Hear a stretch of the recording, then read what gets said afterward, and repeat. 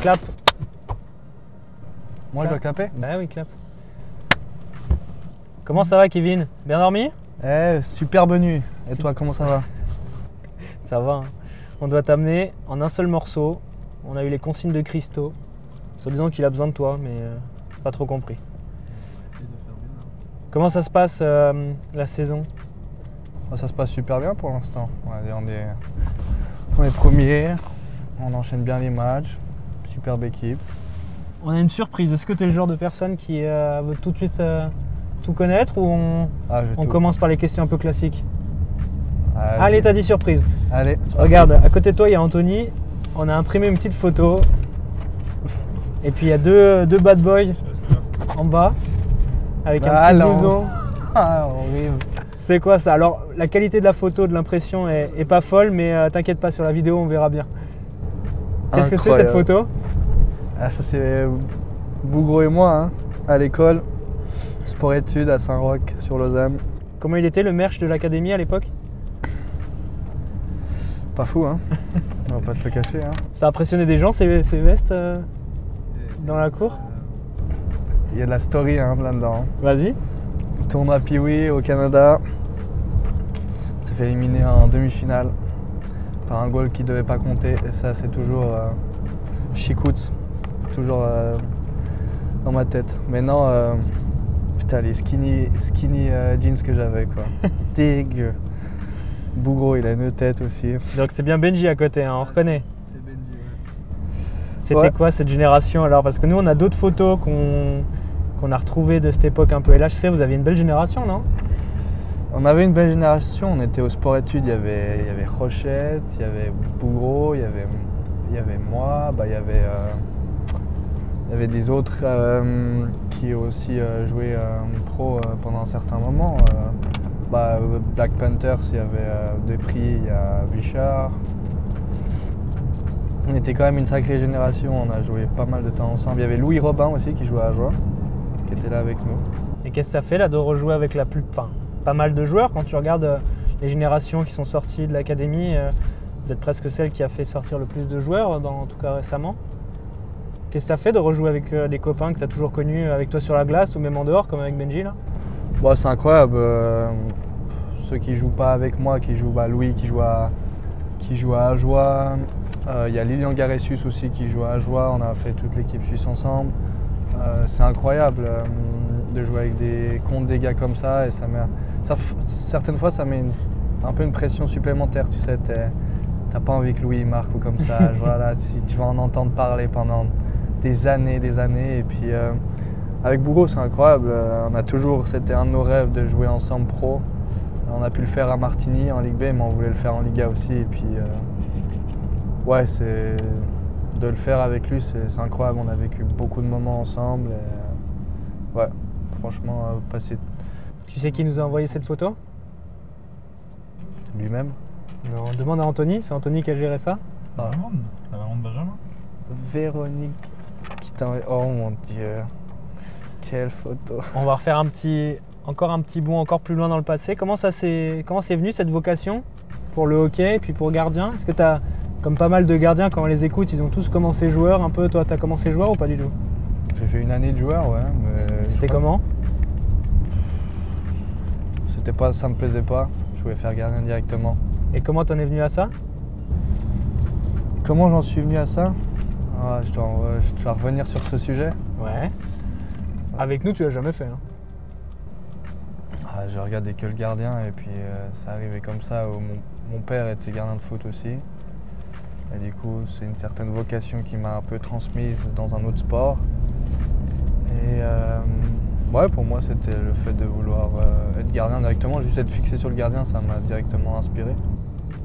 Comment t'étais? Là, il y a plein de petits, des enfants qui jouent au hockey, qui viennent voir les matchs. Qu'est-ce que ça fait quand on est petit gardien? On a peur des pucks? Pas du tout. T'apprends vite que ça va, t'es bien protégé ou pas du tout? Non, tu peux prendre cher au début. Ah, si vous avez trouvé ça. De quoi? Non, on n'a rien d'autre trouvé de plus. Non, ça fait mal. Écoute, je fais plusieurs fois dans le salon ou comme ça des shoots avec mon père ou des trucs comme ça et tu comprends vite que ça fait mal à certains endroits. Et où je me rappelle un entraînement, quand j'étais à Yverdon, j'avais oublié mes protège-genoux et je peux dire que j'avais ramassé 2 pucks dans les genoux et j'avais compris ce que c'était d'oublier tes protège-genoux. Mais non, quand t'es petit, je pense que ouais, t'as peur du puck, t'as peur de tomber ou comme ça. Je le vois avec mon petit frère aussi là maintenant. Il avait peur de tomber et puis après, plus tu découvres qu'est-ce que ça fait d'avoir certaines souffrances ou comme ça, ok, bah tu comprends que c'est pas si grave que ça. Ton frère aussi fait gardien, il a quel âge? Il a 4 ans, non, il veut faire joueur parce qu'il veut marquer des buts sur Kevin. C'est ce qu'il m'a transmis. Et là, toute la souffrance, les douleurs, t'as envie de changer du coup ou c'est bon, t'es fixé, on reste sur gardien? Non, je suis fixé, on reste sur gardien. Hein. Ça a l'air de bien te réussir, non? C'est un peu tard pour changer. Hein. Comment ça se passe là? Nous on t'a connu, en tout cas, moi je t'ai connu, tu étais dans l'académie, tu faisais les premiers sauts avec les entraînements, puis après tu es parti aux États-Unis. Ouais. Comment ça s'est passé les États-Unis là-bas à Omaha? Moi je me souviens quand on a annoncé que tu revenais, et on a reçu plein de messages de gens qui nous disaient qu'ils étaient assez contents de t'avoir dans leur équipe et que. Comment ça s'est passé un peu Omaha? C'était bien? Ouais, c'était bien. Écoute, c'était une expérience que j'avais besoin, je pense, de sortir de la Suisse, sortir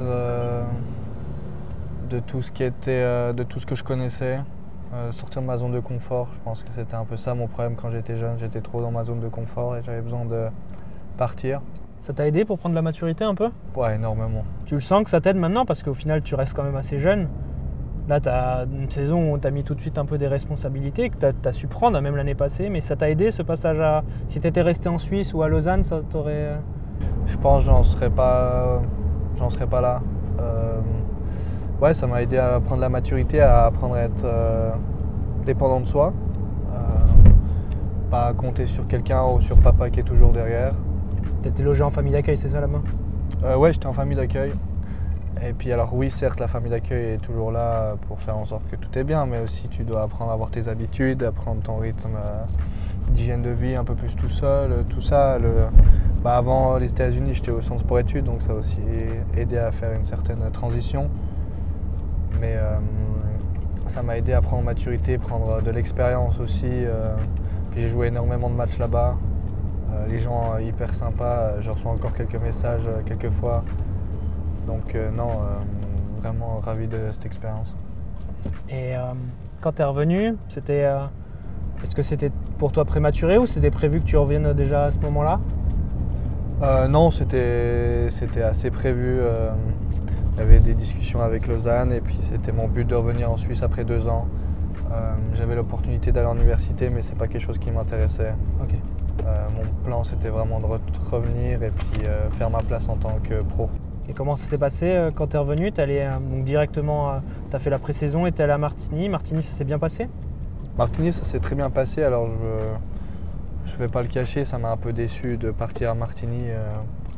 Comme tout le monde, quand tu te fais envoyer, c'est pas quelque chose qui plaît forcément, mais ça m'a donné de la force aussi à vouloir montrer ce que j'étais capable d'avoir à Martigny. Ça s'est très bien passé, tout le monde était vraiment sympa. Le coach gardien aussi là-bas était vraiment bien, les coachs et puis les joueurs. Puis ils m'ont très bien accueilli et puis voilà, ça s'est super bien passé. Ça m'a aidé à faire ma transition pour la Liga. Ok. Et là, tu as fait vraiment le plein de confiance. Comment tu peux... quand tu es arrivé, quand même, c'est ce qui a aidé aussi pour ton intégration. Donc tu es arrivé, donc il y avait une blessure. Et puis tu étais tout de suite prêt avec plein de confiance, plein de motivation. Et ça a tout de suite bien allé, non? Ouais, ça s'est super bien passé. La pré-saison avec l'équipe m'avait déjà aidé à faire certains liens. Les gars m'ont soutenu, m'ont accueilli dès le début. On s'est tout de suite bien entendu avec tout le monde. Et puis après, voilà, comme je l'ai dit plusieurs fois, c'était une question que pour moi, j'avais rien à perdre. de base, j'étais censé faire toute la saison à Martigny, donc je voulais pas me mettre de pression ou quoi que ce soit, à me dire que je devais absolument réussir. Je voulais me laisser porter par l'engouement que j'avais, par les fans, par l'équipe, et puis essayer de faire la meilleure prestation possible, et puis surtout m'amuser sur cette glace. C'est bien qu'on discute de ça quand on arrive au bord du lac à Ouchy, mais on passe par ce chemin là d'ailleurs, hein, pas par l'autoroute, ça bouchonne le matin. Terrible. Non, je voulais parler avec toi de ce casque. Qu'est-ce qui s'est passé l'année passée? T'as mis du temps avant de le changer, même t'as changé que au début de cette année? J'ai changé qu'au début, je sais pas. Superstition? Un peu, je pense. Il était beau, hein, mais bon, il ressemblait un peu plus à... Ouais, c'était plus Martigny, mais écoute, j'étais arrivé en milieu de saison à Lausanne, puis ça prend toujours du temps aussi à faire le casque, à faire un nouveau design, tout ça. Puis ouais, ça se passait bien avec le casque de Martigny, du coup je me disais pourquoi changer. Bon, il te va mieux celui de maintenant, Ouais, hein. celui-là Puis il a l'air de mieux te réussir quand même. Celui-là maintenant il est magnifique. Tu peux raconter ce qu'il y a dessus? Il y a toutes les légendes du club sur mon casque, avec les dates de certaines promotions, des coupes en Ligue B, etc. Enfin les moments importants de Lausanne. Puis tu sais où je veux en venir, qu'est-ce qu'il y a derrière? La section ouest. Pourquoi c'était important de mettre ça? Parce que c'est eux qui nous soutiennent partout, qui font tous les déplacements, qui sont là à mettre de la voix à chaque match, et puis ils nous supportent toujours, même si des fois ça se passe pas forcément bien ou qu'on perd des matchs ou quoi que ce soit, ils sont toujours là derrière nous. Donc pour moi c'était important de les représenter. Bon, t'as un petit chant à toi maintenant. Tu le sens, t'es concentré dans ton match, hein, surtout un gardien. On sait que vous êtes concentré, mais est-ce que tu fais attention quand même à ces choses-là? Ça te fait quelque chose? Ah oui, certains moments je suis trop concentré, du coup j'entends, mais ça me fait pas trop... Ouais, je suis trop dedans pour réagir, mais des fois ça me fait quand même les frissons, c'est quand même incroyable. Ou... Pas forcément que mon nom, c'est des choses, quand tu arrives sur la glace, y a tout le monde qui applaudit, ou tu as les gens qui se lèvent à 2 minutes de la fin du match.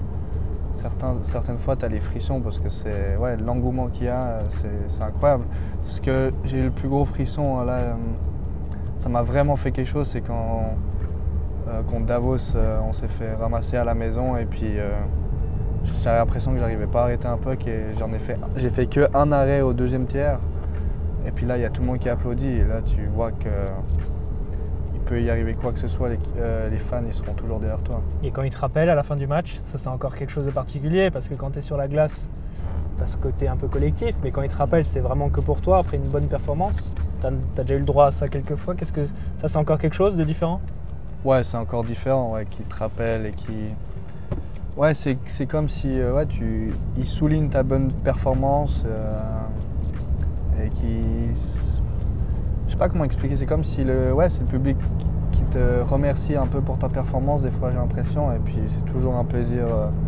Puis c'est mutuel, non, aussi? C'est à ce moment-là aussi, toi, tu leur montres... Bah ouais, je leur montre, je leur remercie pour leur soutien, et puis dès que je peux, quand tu sors des fois des vestiaires ou comme ça, en haut après, avant d'aller à la voiture, s'il y a des gens qui attendent pour une signature comme ça, c'est toujours un plaisir de le faire. Donc c'est bon, on continue? Ils ont le droit de le refaire? Ouais, ils ont le droit, s'il vous plaît. Quand t'as ton père qui vient voir les matchs, ça te fait aussi quelque chose? Il vient à tous les matchs? Il vient à la plupart des matchs, ouais. Avec ma belle-mère et puis mon petit frère, ça fait toujours quelque chose, ça me donne une certaine confiance aussi. T'écoutes toujours les conseils d'un papa ou Ça dépend lesquels, mais oui. La plupart, oui, parce qu'il a quand même une très bonne vision de ce qui se passe et des choses qui se passent pour moi, et il a toujours de bons conseils, et du coup je l'écoute assez souvent sur le plan sportif en tout cas. Bon, et tu as parlé sur les conseils, et puis tu as parlé de légende. Qu'est-ce que ça fait d'avoir Christo comme coach?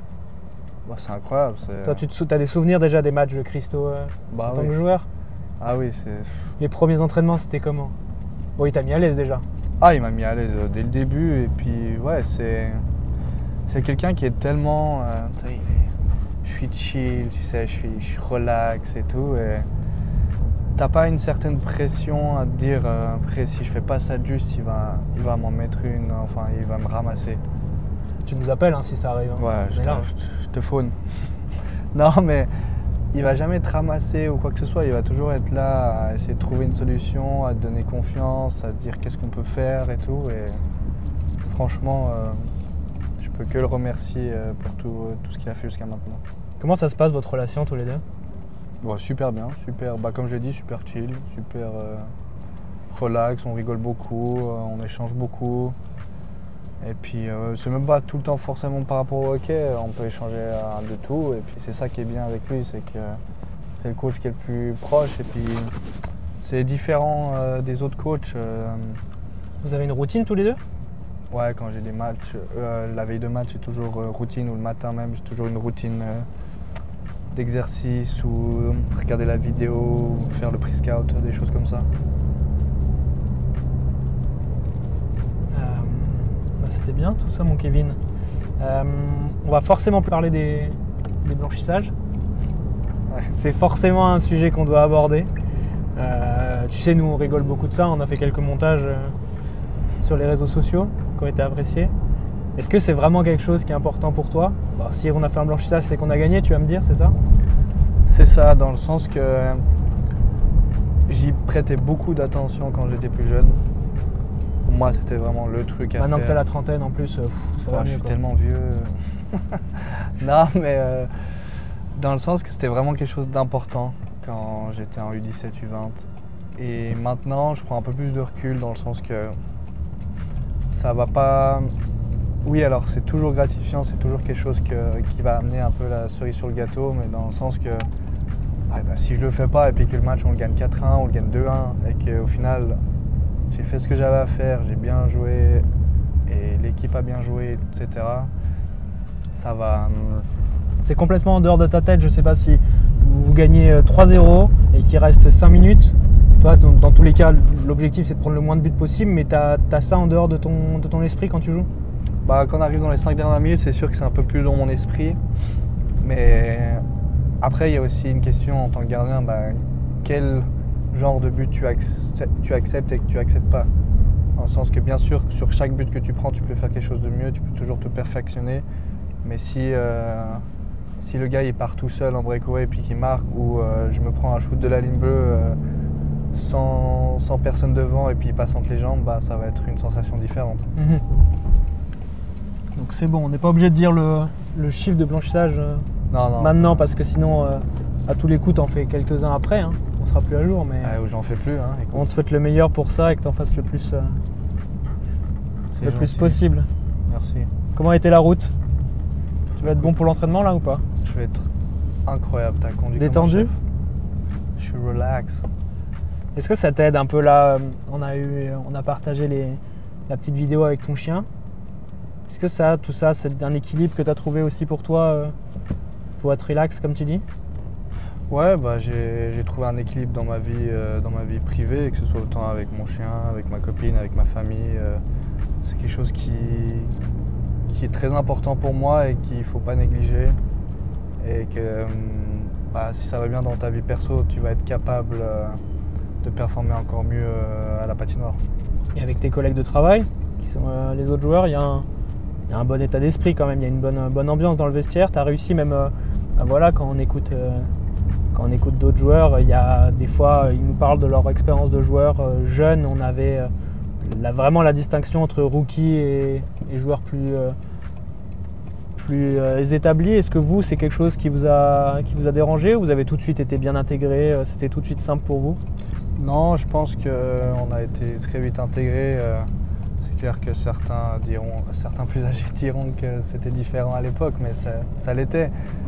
Mais tu vises qui là? Non, personne. Ça restera entre nous. Oui, bien sûr. Hein, c'est... Dans le sens que oui, c'est différent. Tout le monde nous a bien intégrés. Alors oui, il y a une différence entre rookie et vet pour certaines choses. Et c'est ce qui est normal. Après, je pense que plus il y a une question de temps de jeu aussi qui rentre en compte, ou pour certaines choses, ou les soins, etc. Après, c'est par rapport au temps de jeu, mais bien sûr que tu essaies toujours respecter plus les anciens. Et après, ouais, j'aime bien chamailler un peu tout le monde, tu vois. Dans le vestiaire, j'aime bien embêter tout le monde. Ça fait partie de moi-même. Puis tu laisses les vieux marquer, c'est ça? Ouais, Encore une fois, on va citer personne, mais Non, à l'entraînement au moins, tu les laisses marquer. on vise personne, mais certains, il faut le laisser marquer, ouais. Bon bah Kevin, on est arrivé à la Vaudoise Arena. Bon entraînement Merci beaucoup. et puis à bientôt. Et à bientôt.